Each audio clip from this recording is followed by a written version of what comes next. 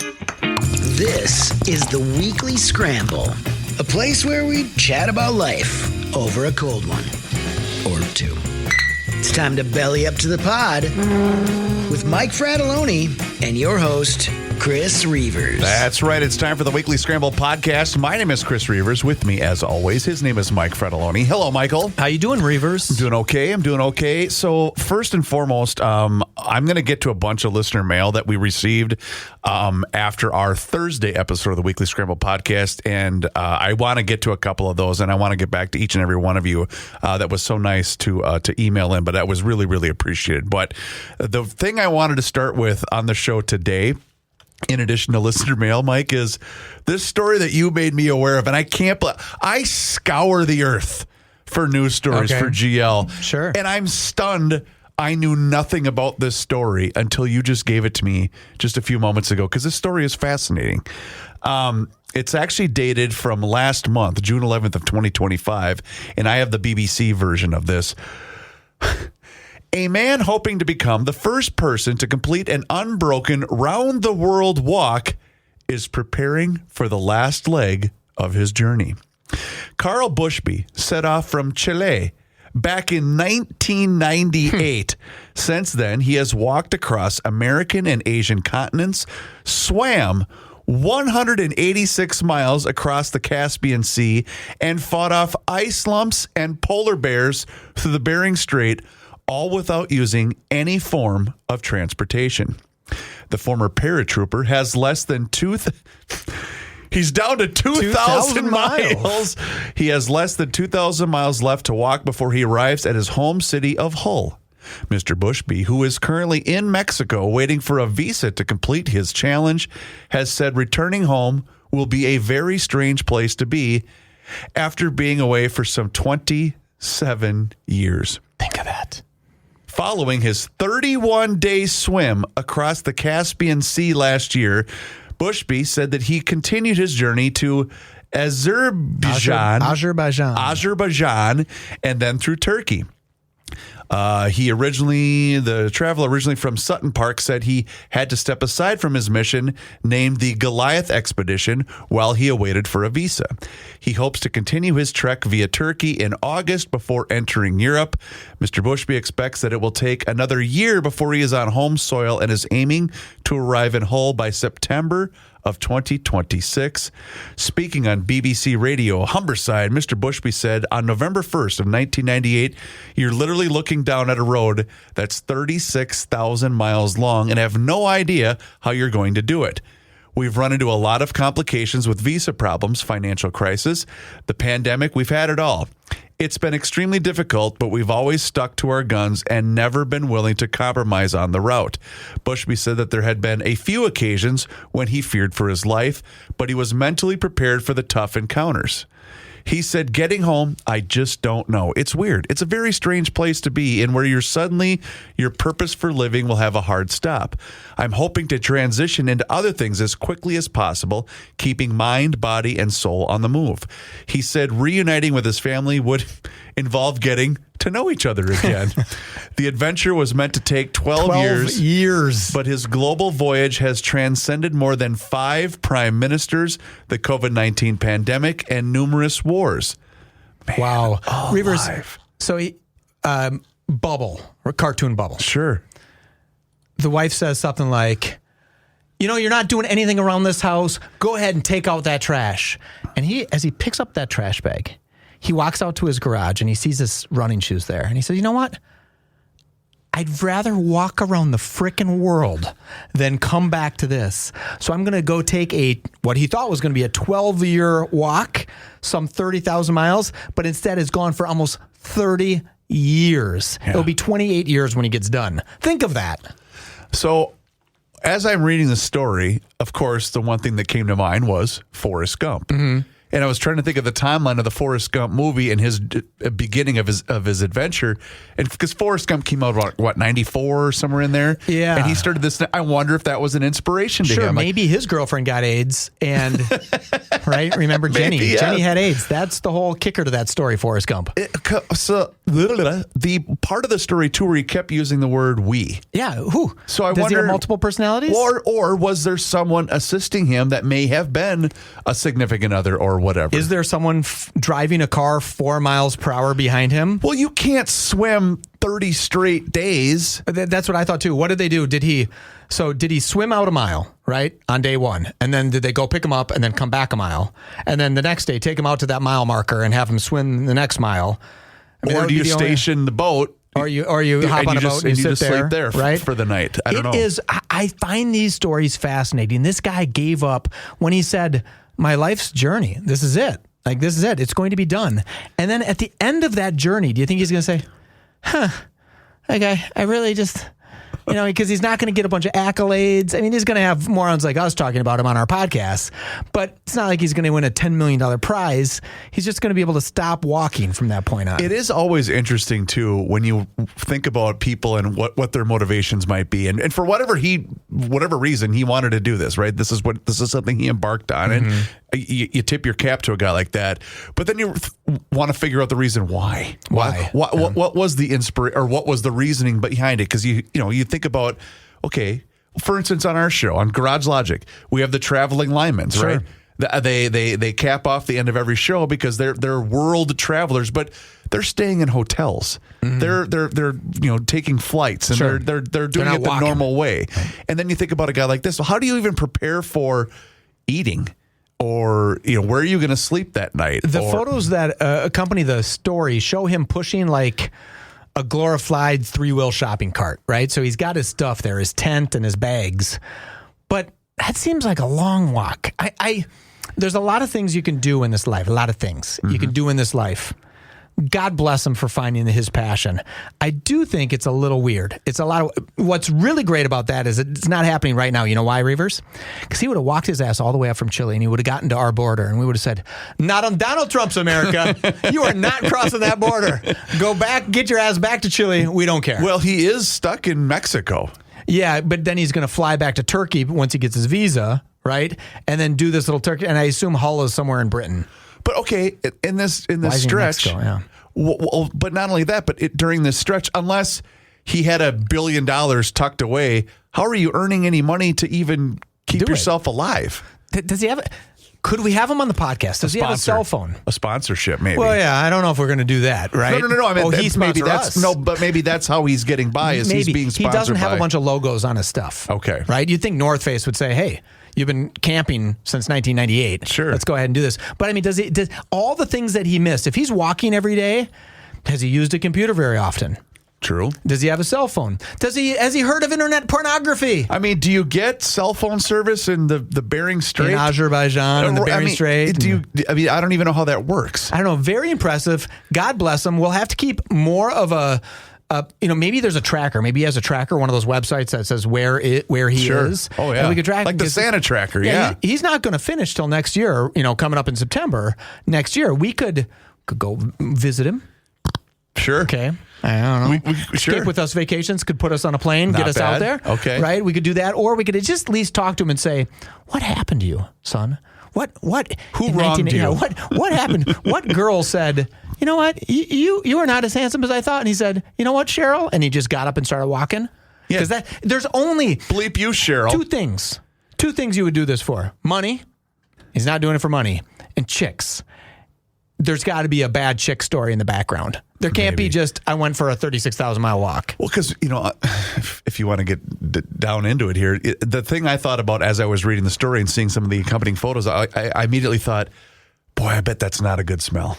I mean, and trust me, I was out all weekend working in the heat, and again, this is why I have an inside job where I get to sit down, because I don't like those kinds of jobs, and I was a sweaty disaster And so I can't even, and that was just one day. One day. And and the first thing I do is come home, take a shower, and sit in the air conditioning. So you said you walked like 30,000 steps that day. And I was sitting here bragging about the fact that I put on 31,000 steps in 24 hours. It didn't say what his average amount of steps per day was or how many miles he did a day.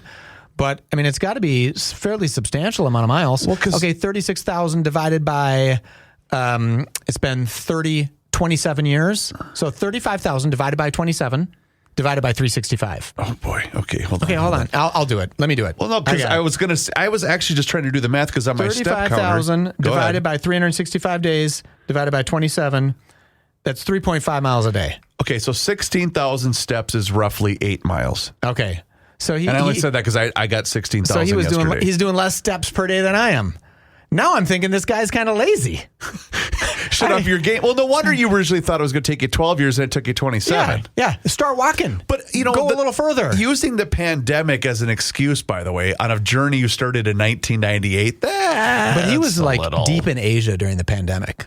Like he was maybe, oh my God, maybe he was the guy that was at the Wuhan Institute of Virology. Well, that's a good point. And he brought this right into all of Europe. No, but you think about this, though. Wherever he wasn't allowed to go anywhere. No. Because you've heard the interview when the Lymans came in studio, right? I think it's one of the most fascinating stories. Tell the story again because I think it's the most fascinating story about a couple's experience during the pandemic that I've ever heard. So they decided to just sell everything and they wanted to travel the world. They had both just, I believe, recently retired and they had some money put away and they had, obviously, they had grandkids and their kids were pretty much good to go. And then they just said, they set out on this journey and they wanted to travel all these different parts of the world. And I remember when the pandemic first struck, I don't want to give the wrong country, but the country that they were in, they were in India. Okay. Yeah. They had basically had to isolate inside this hotel because if they had tested positive. Let me tell you the story. Let me tell you because I know the story by heart because I really paid a lot of attention. They were in India and they were at a Marriott. And the Marriott basically closed. They were one of the very few guests at the Marriott because since they were staying at the Marriott when the pandemic started, the Marriott felt compelled to let them stay there during this thing. And they were there for a while and they didn't know how long they were going to be. They ate the same meal every single day. Yeah. And I think it was like chicken fettuccine every day, right? And at one point in time, one of the Lymans, Mr. Lyman, walked outside to pick up a package from Amazon. An Amazon package. And when he turned around, the guy at the front door of the hotel, of the Marriott, took his temperature and said, if your temperature isn't within parameters, you can't come back into the hotel. Even though you had just Even though you've been literally staying at the hotel. Now, I think they stayed there 9 months in this hotel. Yeah. Not 9 weeks, not 9 days. It was a significant amount of time, yeah. And I think that story of him just saying, I'm going to just run out and grab this package. And then as he came back, the guard was saying, no, we got to make sure you're okay. And just think, your wife would be in the hotel. You're stuck outside the hotel in India. There's no travel. We all remember what happened during COVID. Yep. I mean, that was a really incredible story. When I heard that, my heart just dropped. So if you want to follow the story a little bit, because let's give them a little bit of a hit. Worldwide Waftage. So worldwide, and then waftage is WAFTAGE.com. That's worldwidewaftage.com. It is an amazing story. They did not walk around the world, no, like this other guy, but they're doing it with a little bit more style. I think they're where they are. Mpumalanga, where are they now? Do you know? Mpumalanga, South Africa. Okay, that's where they're. That's one of their favorite spots. Like that. That must be pretty soft there. Yeah, because they like that a lot there. They do, and they're also just world class people. They're really really good people. So anyway, Frat Packer. Yes. Yep. That's right. Let's talk about our friends at We Are Nuts and wearenutsmn.com right now. And just, oh my goodness, I didn't even think about this. You only have a couple more days to take advantage of this fantastic special going on where you get $10 off the famous Best of Toffee Nuts Nut House 4-pack. You have to use the discount code GL Nut House. Again, this only runs through the end of the month of July, so you only have a couple days to take advantage of this. But it's the Best of Toffee Nuts Nut House 4-pack, which includes maple bourbon toffee almonds, the original toffee peanuts, the cinnamon toasted toffee peanuts, and the hot nut nuts, toffee, peanuts. That is available right now by going to wearenutsmn.com and enter the promo code GLNuthouse. And thank you to all of you frat packers that continue to post the photos, including which location? I just saw it this morning. I think it was at our Andover store, which is just awesome. I love that it's it was St. Louis Park. Totally lied. Okay. I would have believed you. Well, a guy comes in. You see all of his plumbing project that he has, and then jars of We Are Nuts in his cart. I was like, oh, that's just so cool. That's fantastic. So cool. So stop in any one of your Fratelloni's Hardware and Garden Stores locations, Lunds and Byerly's, Max Hardware, also carrying the We Are Nuts brand. And we're really glad that they're a part of the Weekly Scramble team. Let me tell you a little story about Max, right? Max is up north. They're in Fargo, Olivia, Minnesota, Albany, Sioux Falls, South Dakota, all this stuff. Sure. I talked to the guy who runs those stores. People hear our ads on this show. I truly think that GL and the GL Garage Logic Network, our show and the Weekly Scramble, GL and the Weekly Scramble, it's all of the Midwest. Because it is odd that they would be experiencing so many people coming in to get We Are Nuts there. That's so cool. So, I mean, it's just, I know we know where our listeners are, like they're Midwest, but I don't think we know how many people are in Sioux Falls and how many people are in Fargo. Can we expand on that in a minute? Because I'm glad you brought that up. Can we expand upon that on the other side of this break? Sure. Because I've got something I want to share with you. But again, wearenutsmn.com and the Weekly Scramble. We will be right back. So I'm glad that you brought that up because there was one thing I wanted to mention. And I give Joe crap about this all the time. But whether I'm at a town ball game, for instance, this is not hyperbole. This is not a town ball story, even though it kind of is. I run into a listener every single time I have a town ball game because, again, our schedule is pretty easy to look up, and I'm everyone knows who I am on the team, and it's always great. So I've met a ton of people that listen to both our show and Garage Logic. But when you get away from the country's tallest buildings, we got a lot of people out there, man. Sure. I remember the youngest boy and I. We had a baseball tournament. This was not this summer, but it was last summer. And so we go out to the middle of, God, where were we? We were on our way. I stopped to get gas. It was in Olivia. That's what made me think about it. We were in Olivia, Minnesota, the corn capital of the world, the big corn cob silo. And a guy said, are you Reavers? And I said, oh my God, like how does somebody at the Casey's gas station in Olivia, Minnesota? That's a nice Casey's though. No, exactly. Yeah. But it was just so weird. So when you were saying that, how people were supporting places like Max, it doesn't surprise me whatsoever because I constantly run into people that. I knew that. So, as a longtime advertiser on GL, right? Our company advertised on GL for years. We sponsored the GL podcast for years, love it and loved everything about it. We knew that the vast majority of people listened here, but I think there's an equal amount of people that listen outside of the Twin Cities. Oh, no question. And I find it super, super cool and super fascinating. When I went down to Harmony, Minnesota for 4th of July to go visit the guys at Harmony Spirits, because I didn't really have any plans for the 4th of July, and it was the rare time that neither one of my kids had a game. And you love a car ride? And I love a good car ride. So I went down in the morning and I was driving on my way to Harmony, and I was driving, what was the city? But it was Dave's Barbershop. Okay. Right there is that Highway 30? I think it is. But you go south of Rochester and you basically just keep going till right before you hit Iowa. I believe you. And here's Dave's Barbershop. He's got the American flag, the old state of Minnesota flag, and the GL flag. Please tell me you pulled over and went in there and got a haircut. I was 100% going to do that. He wasn't open. Sure. So this is 4th of July. You should have just smashed through his doors. I don't think Dave would have appreciated that. Left them, or taken a picture. Hold on. Chatfield, Minnesota. Chatfield, okay. Yep. Look at that. Yep. So I did. I know some people from Chatfield, believe it or not. Okay. So I'm about to pull up to the stop sign. I got to see what highway that is. Hold on. It'll make the story much better. Trust me. Because the street sign is here. It is Highway 30. It's at the intersection of Highway 30 and County Road 2. What's the name of the place? Dave's Barbershop. So I bet you Dave owns it. I'm assuming so. Well, thanks, Dave, for being a listener. How cool is that? But it was cool. So I stopped. It's this cute little town, charming. I shouldn't say cute, charming little town.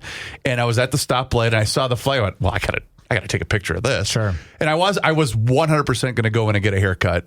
But he wasn't open. Well, Dave, if you are a frat packer, please post that on the Frat Pack 5000 on Facebook. With your jar of We Are Nuts. No, with your jar of We Are Nuts. I'm kidding. And some Harmony Spirits. Why not? And some Connecticut water. Why not? And probably a car that Royce does for whoever. But in addition to that, and then I did not tell the guys from Harmony Spirits that I was coming. I just came unannounced. and stopped in. And Larry goes, "What are you doing down here?" You know, but I said, "Came to support my guys." Yeah, road tripping. But it was just cool. And then running into a bunch of different people that obviously recognized who I was and said, "You actually come?" I go, "Yeah, I frequent the places that sponsor the show. Of course I do." Absolutely. Anyway, but it was just cool. And I got to tell you, because I tell Joe this all the time, just get out of here for a little bit. Just get away from the city. Yep. Get in your car. You love driving your British crap can.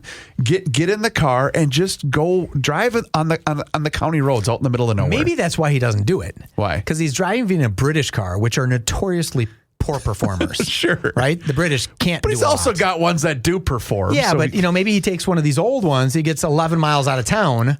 And what is his wife going to come get him? He's going to have to call you. Oh, damn, it would be my responsibility. Come pick me then, up. wouldn't it? Or Oh. he's not going to call Rookie. No. We know that because No. Rookie's car's not making 11 miles either. Probably isn't calling Patrick either, and Kenny wouldn't even answer the phone. There you go. Yeah, it probably Kenny would be the one who my- could maybe help him fix it. It would end up becoming my responsibility. Okay, so I kind of teased this at the beginning of the show, but I wanted to say thank you so much to all of the listeners of our show that reached out with just kind of a thoughtful note about, we got a little heavy last Thursday on the show. It was in the wake of the death of Ozzy Osbourne, and then it kind of transformed into a conversation just about life and everything else, and dealing with stuff, right? You got a lot going on. And I got some things going on. And so I can't tell you how appreciative I am to everybody. And I will 100%, I promise I will get back to each and every single one of you. It's taken me a while because I got so much great feedback via email. So I really appreciate that. And one of the emails I wanted to get to was from Rob. And it's pretty cool because, when I tell a story, it's funny how much or how many other people can kind of relate to that situation because, at one point, a lot of us have been parents. Every one of us has been a kid, Sure. So it's like you kind of relate to, oh yeah, you're just at different stages of your life. And I don't want, because Rob gave me some pretty personal stuff on here, so I won't repeat that to the listener. But basically his note was, my boys are a lot older now and I would give anything to hit the rewind button and be able to go to one more, youth baseball tournament or whatever. And it's funny because that's what I get from a lot of the people that I'm involved with volunteering and whatnot, that just, they'll see me and they'll see my son or one of my sons and they'll say, I miss it. And as much as, oh God, I don't want to get in the car and drive to Chatfield this weekend and go to a baseball tournament. But then it's at one point, there's no more games to go to, right? There's that sad adage that someday you're going to pick up your child for the last time. Oh, I know. Right. And there, so I have 2 little girls, or 3 girls, and thinking about lifting them up for the last time. And I don't remember the day I did it, but I'm sure there was a day where I leaned down, picked them up, gave them a hug and kiss, put them down. I sure gave them a hug and kiss the next time, but I never picked them up again. I'm like, what a weird time. And it's, all my girls play volleyball and I bitched about every time. And, bitched is a real relative term. Right. I don't want to go down to, there's a little bar down in Wanamingo, Minnesota, that has a couple of sand volleyball courts. Okay. And we'd have these Wanamingo, Minnesota weekend volleyball tournaments. And I said, I don't want to spend my weekend at a Wanamingo bar Saturday and Sunday all day. I'm not doing it. I'm just not doing it. And I would go down there for a while and then I'd drive back and pick them up, or they would drive, whatever. I just couldn't do it all day. And if I had to go do it tomorrow, I would love it. Yeah. Right? I would love it. And this wasn't that long ago. I mean, this is, 2 years ago I was doing this. And they were some of the best times in my life, while at the same time thinking, what the hell am I doing in Wanamingo? Well, and you're now, approaching the next step. Retirement? No. I was like, holy shit. No, yes. the next step of, you got to drop them off at school. I know. Here relatively 1 month. soon. And 1 month. I don't even know how I'm going to handle that because I'm going to be a mess when that comes. Let me tell you a little story. So, I have an older daughter named Harper. She's going to go to USC, University of South Carolina. Okay. Right? Not California, University of South Carolina. She's going to become a Gamecock, which is super cool. And so I asked her, because she got into a bunch of great schools, right? She's a real smart kid. She's way out of my league. Sure. And I said, how'd you pick this school? And she's like, I don't know. And I said, well, do you like the South? Well, I think so. I said, well, does it have your program? Yeah, I'm 90% sure they do. Honest to God, Reavers, she just spent, it's going to be $400,000, all things said and done. So for 4 years, roughly $100,000 a year. That's not free. Just know. FYI, that's not free. And she did a little bit of investigating, but I thought, you just picked this school, and her mother went down and visited Clemson, and she got into Clemson and got into USC and a bunch of other great schools. And I didn't know anything about University of South Carolina. I didn't know anything about the Gamecocks. I know they probably play in the SEC. I don't even know who they play. Right? Yes, I believe they are in the SEC. I think so. And so I'm excited to ACC. Whatever. A good Southern League, right? The yeah. football will be great. So all I'm excited for is to go down there for parents, like when we move her in, and then parents weekend. And my wife gives me the story, hey, I got our hotel for the parents weekend. I said, oh, great. What hotel did you get? And she goes, it's a Holiday Inn or something on campus. I said, great. How much was it? $1,100 a night. I said, well, wait a minute. I said, what are you doing? I'm not spending $1,100 to stay at a Holiday Inn. She goes, well, we want to stay on campus. And I'm like, actually, let's buy a motorcycle down there because we're going to be down there for 5 nights. So it's going to be $6,000 worth of hotel rooms. Or you could have your buddy Reavers drive down to South Carolina and just stay in your car. Personal chauffeur, huh? Yeah, we could stay 6 miles away from campus. So if there's any frat packers out there that know anything about USC, let me know. If you went there, I've heard nothing but great things. So that's the thing. We did South Carolina. We did, is it Myrtle Beach, South Carolina? Yeah. For a spring break. Oh, what year was that? Was that 2022? You liked it there. I loved it. Yeah, I thought it was great. I can tell in the summer it's probably going to get a little sticky, but that's the part of the country. But it was beautiful. We stayed right in the ocean. Sure. It was beautiful. This is not in the ocean. This is an hour in Columbia. Columbia, thank you. Columbia, South Carolina. But the area I thought was really neat. I enjoyed it. Supposedly it's an okay town. Okay, I'm venting here for a little bit, right? Okay. So my daughter was They are in the SEC. I know you were very concerned. Well, at least there will be some fun football games, there you right? go. So I'm excited for that. And they said tailgating's unbelievable. It's going to be great. We'll definitely plan doing that. But she is a Minnesota gal, my daughter Harper. She likes to wear sweatshirts in the summertime. She's like a rapid in, big sweatshirts in the wintertime.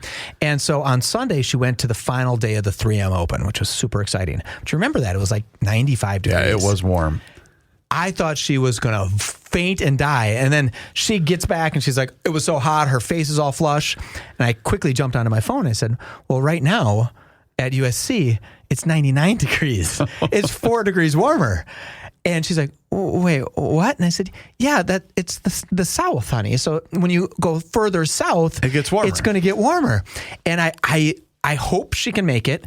She had definitely heard when they went and visited a lot of people calling her ma'am. And she's like, I didn't quite get people calling me ma'am because it's the South. And I said, you're from the North. And it's really neat, Reavers. What they do is they get everybody on this group text or this group Instagram thing. And you meet your friends through Instagram and who you're going to live with. So she knows her 3 other roommates. She's going to have a room for 4 girls. Yep. And she knows those girls and they're planning on doing all this stuff. And you can look back at their Instagram and say, I've seen 400 pictures of these girls. I kind of know what they're about. I know what music they like. Truly, do I know anybody from their social media? Maybe not. But at least you have an inkling of what kind of girls they are.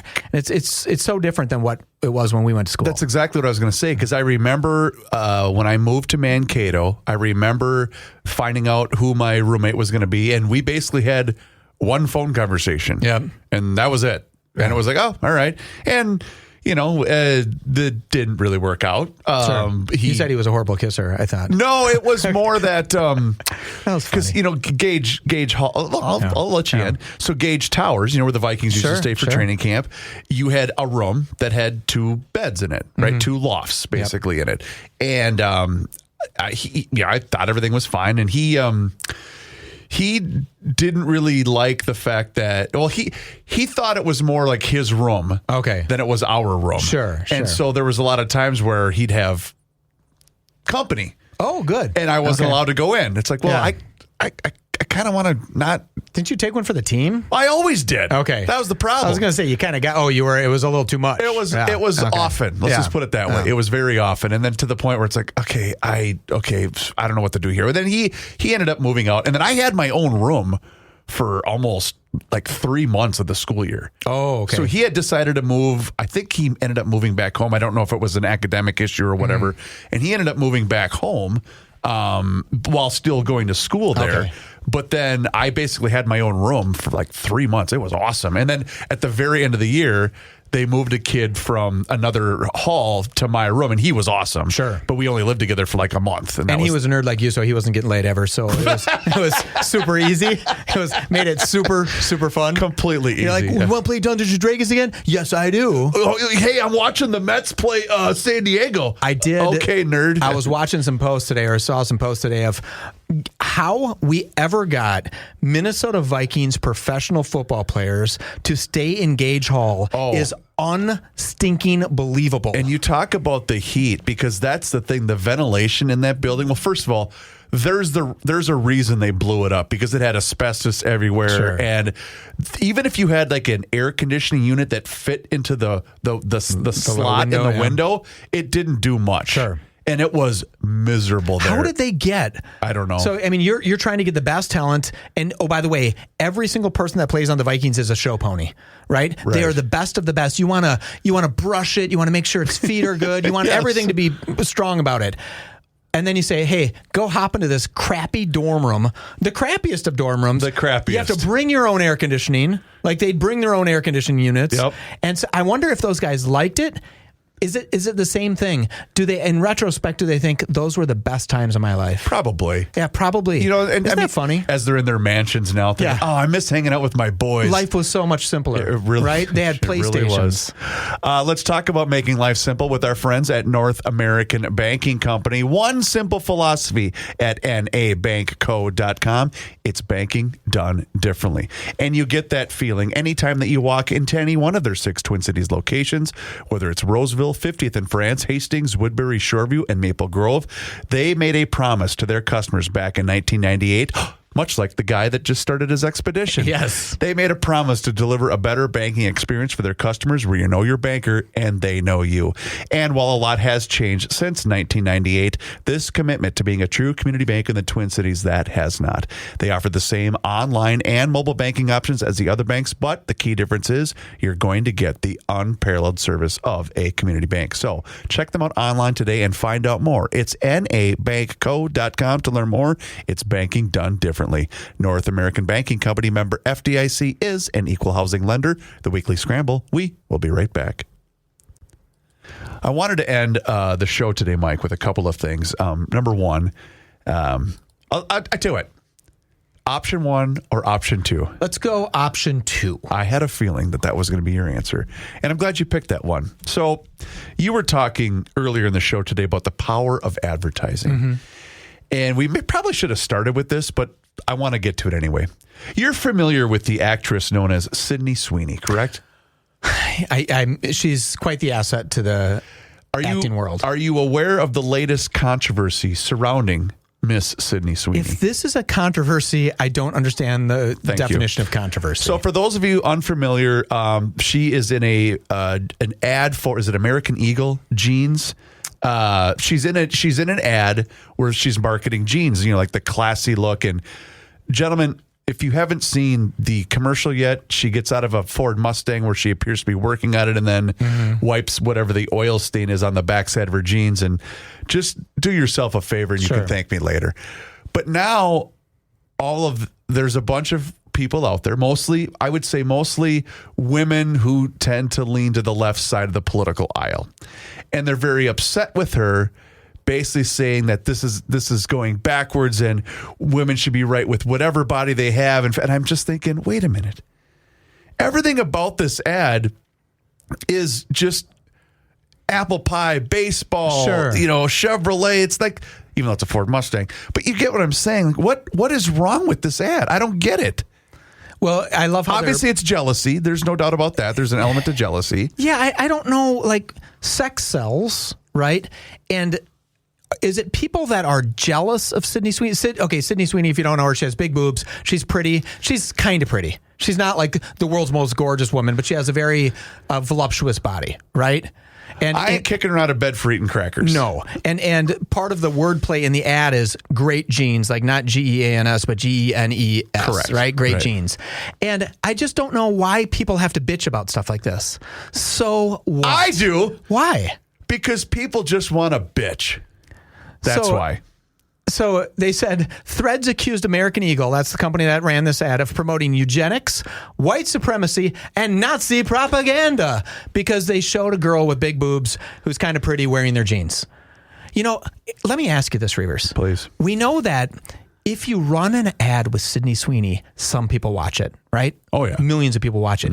If you run an ad with Sydney Sweeney and half the world freaks out about it, 5 times more people will see it. I would have never seen this ad. That's a good point. Right? I'm not in the demographic who buys jeans from American Eagle jeans. Can I just correct one thing? Yes. Just on my behalf? Yes. I would have seen it. You would have seen it. Even if there wasn't controversy. Because you have a Google alert that says any new picture of Sydney Sweeney Right. you need to see. I don't get why people can't just leave people alone. And oh, by the way, if you think American Eagle is doing something white supremacist, eugenic, Nazi propaganda, if you think that, don't buy their jeans there. But here's one thing I guarantee you. They don't sell your size jeans there.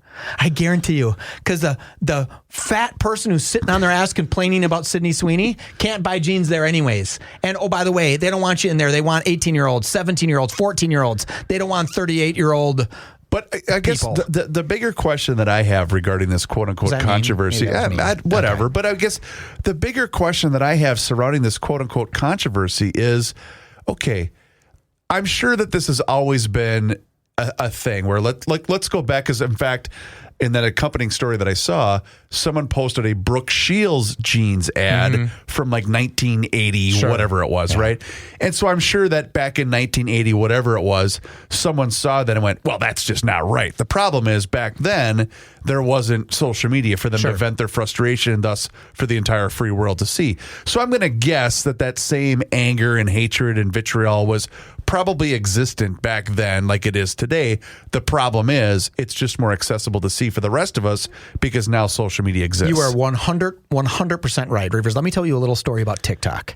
TikTok is a Chinese propagandist, communist Chinese propaganda machine.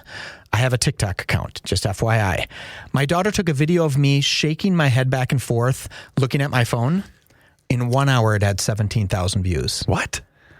It was, I was like, honey, why did that get so many views? And she's like, sometimes the algorithm just grabs it. So when someone says, Sydney Sweeney is a Nazi propagandist because she has big boobs, and they put it on TikTok, and the algorithm kicks in, and 8 million people see it, well, the Star Tribune doesn't have 8 million people reading a Star Tribune. Not in a month. Garbage headlines like they did yesterday. Not in the garbage headlines, exactly. It's just, you are totally right. We have the power with our phones to be the strongest media advocate or propagandist we want to be. As long as you've went there too. The other thing that I don't understand, and I think I mentioned part of this when Livy Dunn and I went to the Twins game together the other night. Yeah. But I don't follow her, but I see stuff from her often just because I'm on social media quite a bit because of this job. Yeah. And the thing I don't get, she's an influencer. There's no doubt about it. I get that she has power that I will never have. More things than one. Anyway, my point is, what I don't get are the clips that she's posting is like 10-second clips that are on, Reap. They're on loop. Sure. And it's her mouthing the words to like a rap song where it's a caption of not going to do that today, like enroll the guy. Yep. Why is that? Why do people want to consume that kind of product? I don't know, but my daughters are on TikTok or Snapchat all day, every day. They make fun of me. I'll say, have you seen this trend? And like, Dad, that was 11 months ago, right? And we are now consuming things in 10-second chunks, and we are getting dumber and dumber and dumber. And not just my children, me included. I'm just getting dumber. That's just how we're doing it, because we're not doing anything intellectually tough anymore. We're doing the most basic stuff. I do have something that was tough. My wife and I went golfing the other day, right? Oh, and nice. She comes up to me, she goes, oh my God, I got stung by a bee. And I said, where? And she goes, between hole number 1 and hole number 2. And I said, honey, I keep telling you this. Your stance is just too wide. Your stance is too wide. Just got to close her stance up a little bit. That's a good joke. Reavers, you are the best. I'm glad you got such great feedback from that show. Thank you, everybody that's listening. Find us on YouTube. Follow us on social medias. Find us on the Frat Pack. Befriend me on social media. we got to do all this stuff. We got to do this at the beginning of the show because people probably don't. Maybe they're waiting for my great jokes. See, that's probably what it is. Okay, Reavers, you are the best. Thank you, Michael. As Michael said, please follow us on social media. Please find us on the YouTube channel. And also, don't forget to rate and review the show wherever you happen to be listening to the Weekly Scramble podcast. It truly does help us out, and we really do appreciate it. His name is Mike Fratelloni. My name is Chris Reavers. Thank you so very much for listening to the Weekly Scramble podcast. We'll talk to you again next time. Until then, cheers.